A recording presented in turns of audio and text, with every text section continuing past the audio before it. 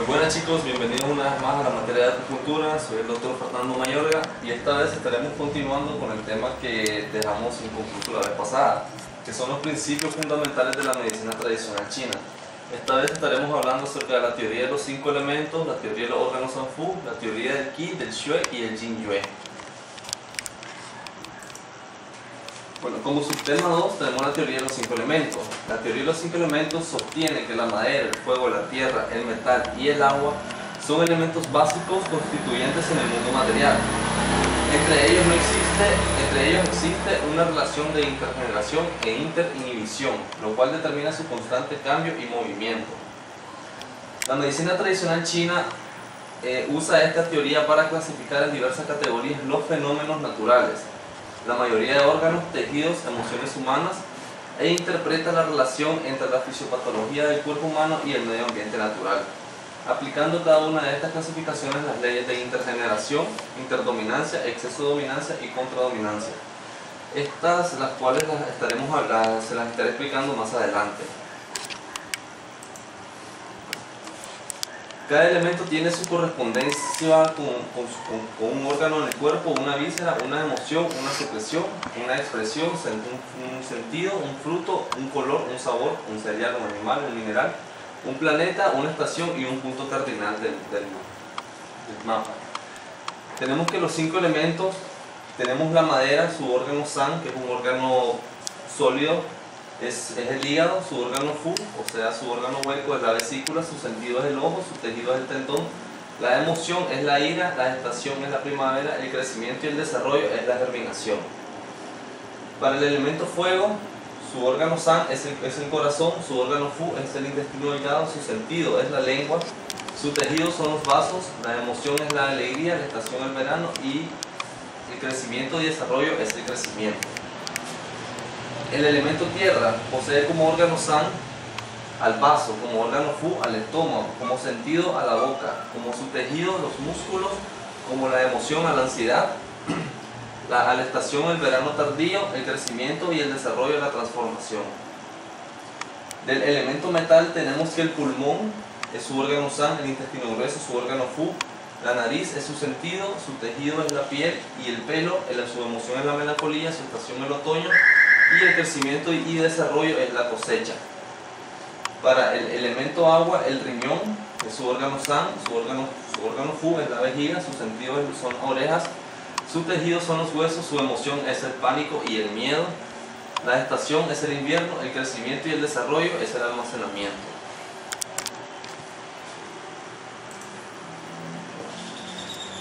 Continuando también, para la madera, su factor ambiental es el viento, su color es el verde, su sabor es un sabor agrio y la orientación es el este. Para el elemento fuego, su factor ambiental es el calor, su color es el rojo, su sabor es el sabor amargo y su orientación es el sur. Para la tierra, o el elemento tierra, su factor ambiental es la humedad, su color es el amarillo, su sabor es el dulce y su orientación es el centro. Para el elemento metal, su factor ambiental es la sequedad, su color es el blanco, su sabor es picante y la orientación es el oeste. Y por último, para el elemento agua, su factor ambiental es el río, su color es el negro, su sabor salado y su orientación es el norte. Ahora les voy a explicar un poco, chicos, acerca de la relación de intergeneración, interdominancia, exceso de dominancia y contradominancia de los 5 elementos. La intergeneración, como podemos ver acá, implica promover el crecimiento o el desarrollo, en este caso de los 5 elementos. El orden de la generación es el siguiente. El fuego genera tierra, la tierra genera el metal genera el agua genera madera y la madera genera el fuego. Es más que todo como un proceso en donde cada elemento va creando el otro elemento y así sucesivamente, creando una secuencia continua. Este ciclo se repite de forma indefinida. Bajo esta circunstancia, cada elemento es siempre generado, o sea, es el hijo y el generador es la madre. Esto es conocido como la relación madre-hijo de los 5 elementos. Generación madre-hijo. La madera que es el hijo es generada por el agua que es la madre. Desde acá. El metal, que es el hijo, es generado por la tierra, que es la madre. El metal, que es el hijo, es generado por la tierra, que es el hijo, es generada por el fuego. Y el fuego, que es el hijo, es generado por la madera. Es más que todo como el ciclo de intergeneración, nada más que aquí se le mira como de forma como de madre e hijo. La interdominancia. La interdominancia implica el control mutuo e inhibición mutua. Esto quiere decir que cada elemento puede ser a la vez dominante y dominado siguiendo el mismo orden de la intergeneración. La interdominancia es la siguiente. La madera domina la tierra domina el agua domina el fuego y el fuego domina el metal. Esto es más que todo como un ciclo no patológico en donde cada elemento domina al otro sin afectarlo de ninguna forma.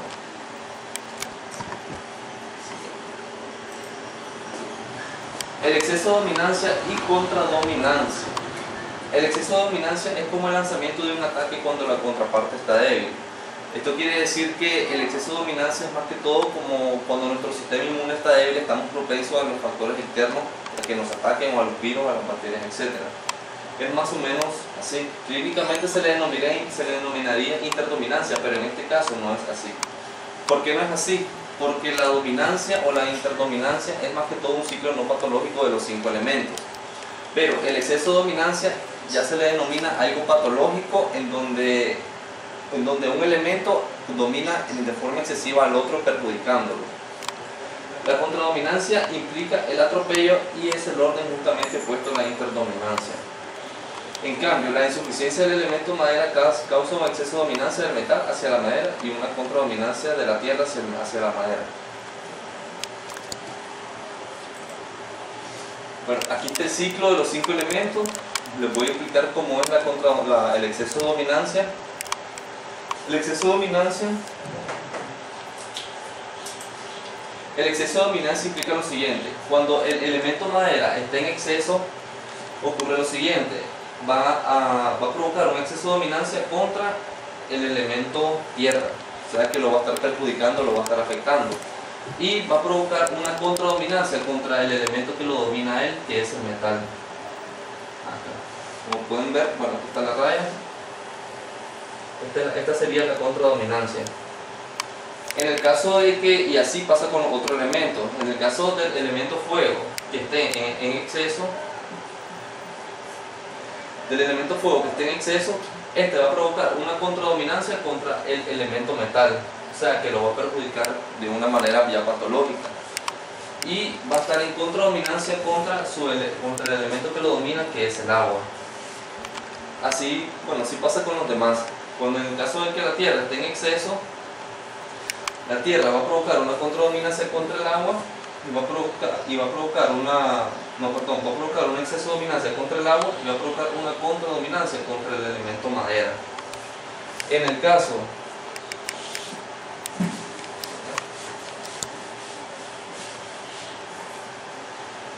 de que un elemento se encuentre en insuficiencia, pongamos de ejemplo el elemento madera de nuevo. Si el elemento madera se encuentra en insuficiencia, va a ocurrir lo siguiente. Esto quiere decir que el elemento metal se va automáticamente a provocar un exceso. Es más que todo como en la teoría de los 5 elementos, cuando el yin aumenta, el yang disminuye. Aquí se produce lo siguiente: el elemento madera está en insuficiencia. Entonces el metal va a provocar un exceso de dominancia contra el elemento madera. ¿Por qué? Porque el elemento madera está en insuficiencia y automáticamente el elemento metal se produce un exceso. Por eso se produce el exceso de dominancia. Y por ende, el elemento metal va a provocar una contradominancia contra el elemento que lo domina a él, que es el fuego. Y así sucesivamente pasa con los demás elementos.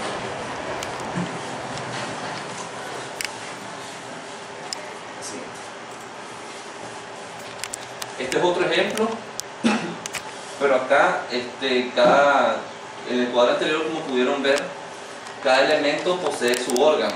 En el caso del corazón, en el caso del fuego es el corazón, en la tierra es el vaso, el metal son los pulmones, el riñón es el agua y la madera es el hígado. Hablando de una manera ya a nivel orgánico y no a nivel de los 5 elementos. Cuando el corazón perteneciente al elemento fuego se encuentra en exceso, lo tenemos por acá, se encuentra en exceso, va a provocar un exceso de dominancia contra el metal, o sea, contra los órganos, contra los pulmones, haciendo que el corazón desgaste los líquidos del pulmón.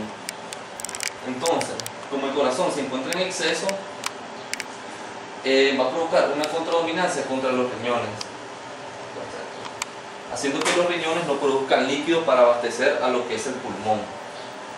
Entonces, así pasa con los otros elementos. Cuando el elemento tierra o el órgano vaso se encuentra en exceso, este va a provocar un exceso de dominancia contra el riñón y va a provocar una contradominancia contra el hígado. En el caso del pulmón, si se encuentra en exceso también va a provocar un exceso de dominancia contra el hígado y una contradominancia contra el corazón. Y así sucesivamente con otros órganos. En el caso de que, como lo expliqué en el cuadro anterior o en la diapositiva anterior, cuando un elemento se encuentra en insuficiencia, pongamos de ejemplo el elemento tierra o el órgano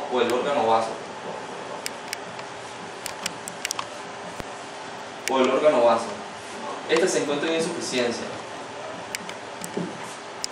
Cuando este órgano, el órgano vaso, se encuentra en insuficiencia, se va a provocar lo siguiente. El órgano que lo domina, que es el hígado, va a provocar un exceso de dominancia hacia él. En este caso, el hígado, que es el órgano que provoca un exceso de dominancia, este está en exceso. Y el hígado, como está en exceso, va a provocar una contradominancia contra los pulmones. Y así sucesivamente con los demás órganos. Cuando el corazón se encuentra en insuficiencia, provoca el agua o los riñones provocan un exceso de dominancia contra el corazón, y el corazón y el metal produce una contradominancia contra él, y así sucesivamente.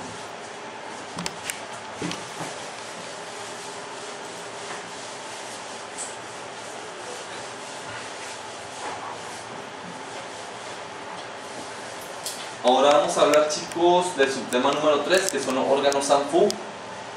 Los órganos Sanfu en la medicina tradicional china se refieren a las entidades anatómicas gruesas de los órganos internos que se pueden ver a simple vista, y a la vez son una generalización de las funciones fisiológicas del cuerpo humano.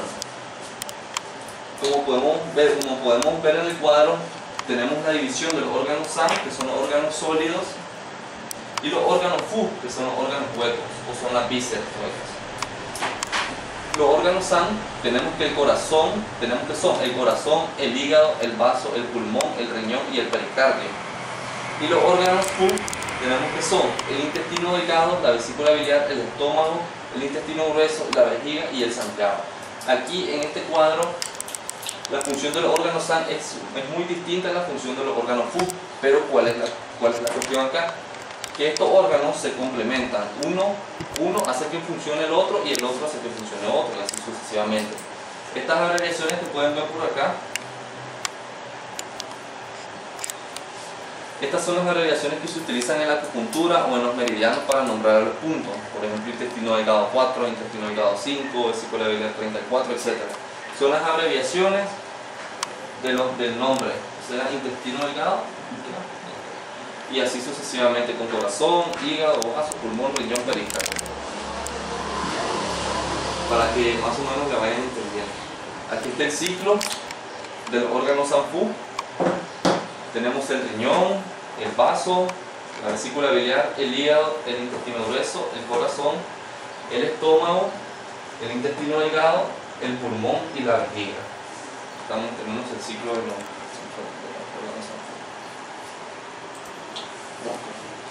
Las principales funciones de los órganos Sanfu. Las funciones fisiológicas del órgano San son las siguientes. Como les estaba diciendo, estos órganos, los órganos San y los órganos Fu, poseen distintas funciones, pero se complementan. Los órganos Sanfu, su principal función son formar y almacenar las sustancias nutritivas fundamentales En ellos están incluidas las esencias vitales como el ki, el shui y los líquidos corporales, que más adelante los vamos a estar explicando también. Y las funciones fisiológicas de los órganos fu o los órganos huecos son recibir y digerir los alimentos, absorber las materias nutritivas, transformar y excretar los desechos. La función más que todo de los órganos fu son de almacenamiento, y la función de los órganos san son como de excreción o de absorción. Ahora vamos a hablar un poco sobre los órganos san, las características de cada uno de ellos y su principal función. El órgano san, corazón, o el corazón, también se refleja en la lengua, tanto en el color, la forma y el movimiento, y el sentido del gusto de la lengua también. Está conectado con el intestino delgado. Sus principales funciones son, controlar la sangre y los vasos sanguíneos, y como número 2, atesorar la mente. ¿Por qué atesorar la mente? Se dice que el corazón es considerado el órgano de mayor influencia sobre las actividades mentales y generaliza la función fisiológica del cerebro también. El hígado. El hígado se refleja en ojos funcionalmente. El canal de hígado se comunica con los ojos y fisiológicamente los materiales de los nutrientes del ojo se relacionan con la función del hígado y está conectado con la vesícula biliar. Sus principales funciones son: el hígado almacena y regula la cantidad de sangre. El hígado controla el drenaje y la dispersión. Esta función del hígado controla el drenaje y la dispersión se divide en tres. Actividades emocionales, sobre todo con la depresión y la ira. Cuando la persona entra en depresión o entra en ira, estamos hablando de que el hígado puede entrar en exceso o en insuficiencia. Cuando entra en ira, el hígado entra en exceso, y cuando entra en depresión, el hígado entra en insuficiencia. La actividad funcional del drenaje y dispersión del hígado estimula la función de los órganos san-fu. La bilis es excretada por el hígado y almacenada en la vesícula biliar, y finalmente es excretada a la cavidad abdominal del tracto digestivo. Como podemos ver, en esta parte de acá tenemos que el hígado está conectado con la vesícula biliar, por lo que estructuralmente o anatómicamente está prácticamente debajo, la vesícula está prácticamente debajo del hígado, y posee una complementación muy importante en el proceso de la digestión. Y como última función del hígado tenemos que controlar los tendones y los ligamentos yin.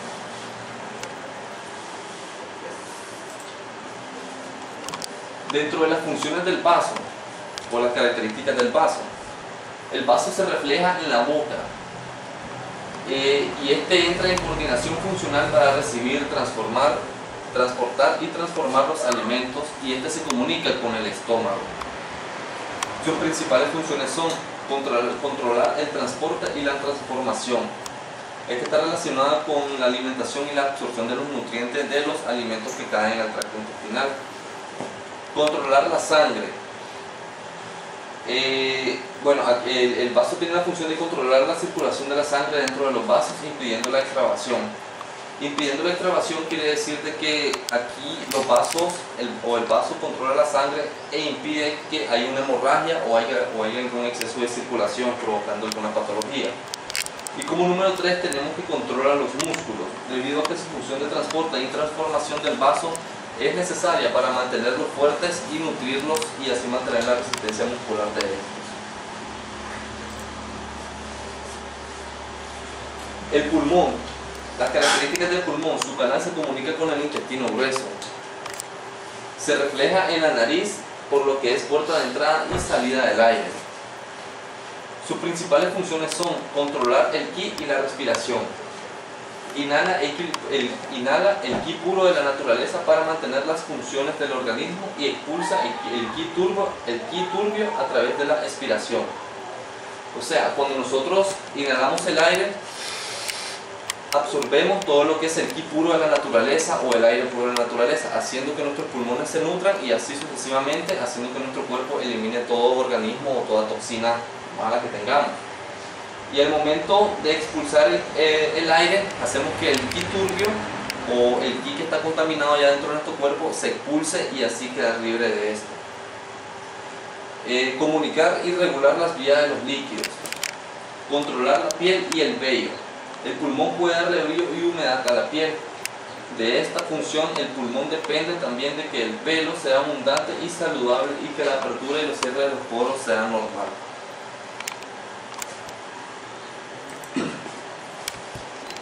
El riñón. Su canal se conecta con el canal de vejiga. Se refleja en el oído. Este depende de la función normal del riñón. En el caso de los ancianos, ¿por qué algunos ancianos padecen de sordera? Porque ya a la edad de 60, 50 años en adelante la función del riñón o el ki del riñón viene disminuyendo. Y como está relacionado con el sentido del oído, o su sentido es el oído, en el caso de los ancianos este viene disminuyendo. En el caso de los jóvenes, cuando los jóvenes tienen alguna insuficiencia renal crónica o padecen de insuficiencia renal o de infecciones renales muy consecutivamente, estos jóvenes están propensos a padecer de infecciones de sordera en su juventud. Sus principales funciones son almacenar el yin y controlar la reproducción humana, crecimiento y desarrollo humano. El yin se divide en dos: el yin congénito, el cual proviene de los padres, y el yin adquirido, que proviene de los alimentos. Más adelante vamos a estar hablando un poco acerca de esto, nada más que no es yin, y vamos a hablar del ki nutritivo, el ki heredado, etc. Es algo parecido. Como función número 2 tenemos generar la médula, llenar el cerebro, controlar los huesos y transformar la sangre. Como número 3, controlar los líquidos. Una parte de los líquidos son transportados por medio de la función del descenso del pulmón que entra en el riñón. O sea que el pulmón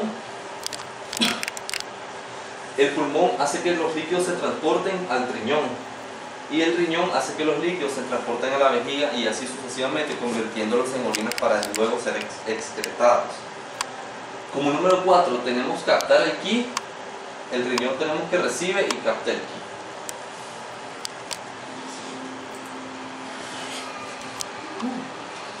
Como último órgano Sanfu tenemos el pericardio. Recordamos que el pericardio es una membrana que recubre más que todo el corazón y no es considerado como un órgano, sino más bien un protector del corazón.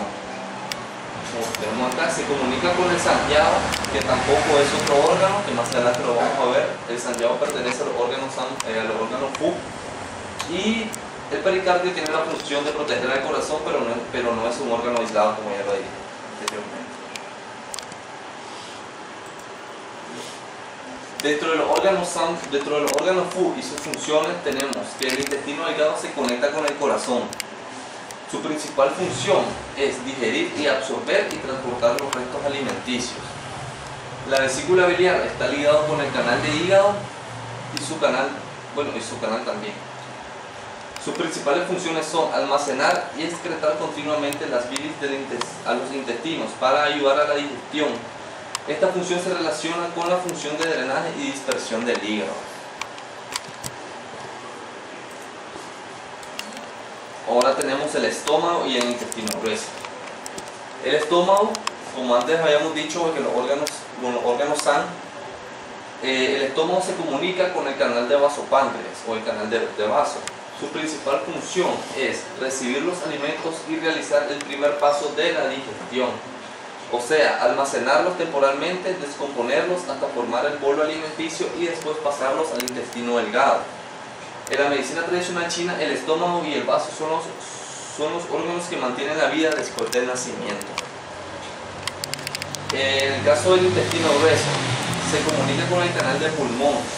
Sus principales funciones son recibir los desechos provenientes del intestino delgado, absorber los líquidos restantes y transformar los desechos en materia fecal para luego excretarlos. En el órgano Fu de vejiga se comunica con el riñón. Sus principales funciones son acumular temporalmente la orina bajo la acción del ki del riñón y excretarla cuando ésta alcance el volumen determinado.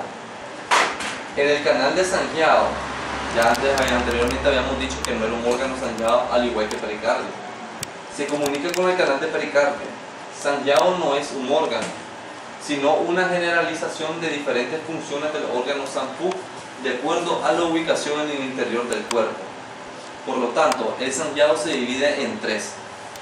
El sanjiao superior, que está comunicado con el tórax, el yao medio, que está comunicado con la región epigástrica, y el yao inferior, que está comunicado con el abdomen inferior. En el yao inferior es una generalización de la función de transporte y qi y xue para nutrir todo el cuerpo por medio del pulmón y del corazón. Para ya ir adelantando un poco, qi significa energía y xue significa sangre. Más adelante lo vamos a estar viendo, pero para que vayan entendiendo mejor de lo que estoy hablando, se los digo ahorita. Ok. Para nutrir todo el cuerpo por medio del pulmón y del corazón. Es como la niebla que se esparce por todo el cuerpo. El yao medio es una generalización de las funciones de digestión y absorción del vaso y del estómago. Este se encarga de descomponer y disolver todo lo que llega a ese nivel.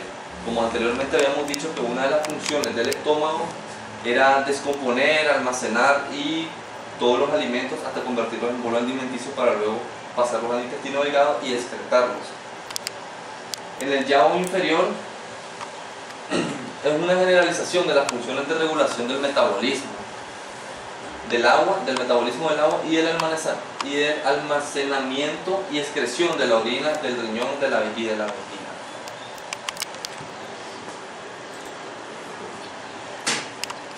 En el subtema 4 vamos a hablar un poco sobre el yin y luo, que son los canales y colaterales.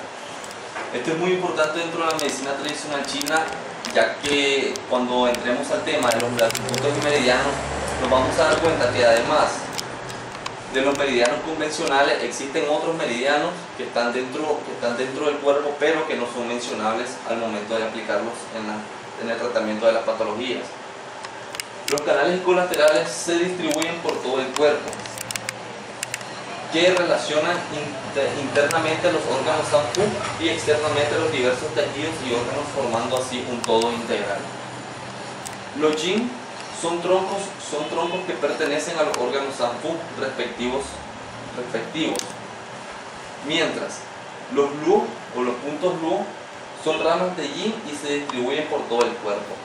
Más que todos los yin y lu o los canales colaterales son los que se encargan de mantener una circulación a través de los meridianos de acupuntura. Las funciones de los canales colaterales o lo de los yin lu, tenemos como número 1 transportar el qi y el xue. Anteriormente lo hemos dicho, transportar la energía y la sangre, calentar y nutrir los tejidos, conectar a todo el cuerpo de manera que se mantenga completa la estructura y se coordinen los diversos órganos Sanfu, las extremidades, huesos y huesos, haciendo que el cuerpo humano sea una unidad orgánica integral. Patológicamente, los canales colaterales son responsables de la ocurrencia y transmisión de las enfermedades cuando la función de los canales colaterales es anormal. El cuerpo está expuesto al ataque de los factores patógenos externos. ¿Qué quiere decir esto? Cuando los canales colaterales están débiles o están propensos a cualquier infección, los factores patógenos externos, que también más adelante en otro tema se los vamos a estar explicando, son, por ejemplo, uno de los factores patógenos externos es el viento. Cuando el viento nos ataca y los canales colaterales están débiles, se produce la enfermedad, que ya puede venir por resfriados, enfermedades pulmonares, enfermedades de la piel, etcétera, o cualquier tipo de alergia también. Y hay que mantener una función o un nivel estable para que los canales colaterales no se encuentren débiles. Como subtema número 5 tenemos el qi, la energía, el xue, la sangre, y el yin ye, que son los líquidos corporales. El qi, la energía, la sangre y los líquidos corporales son las sustancias fundamentales del cuerpo humano y el mantenimiento de las actividades corporales normales.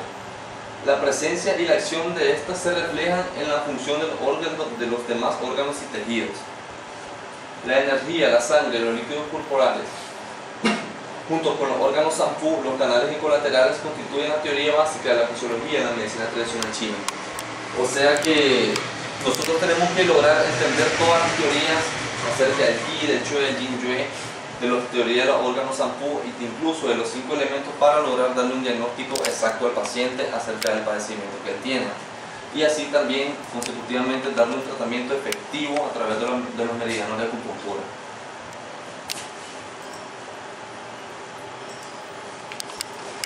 Vamos a hablar un poco sobre el Qi o la energía.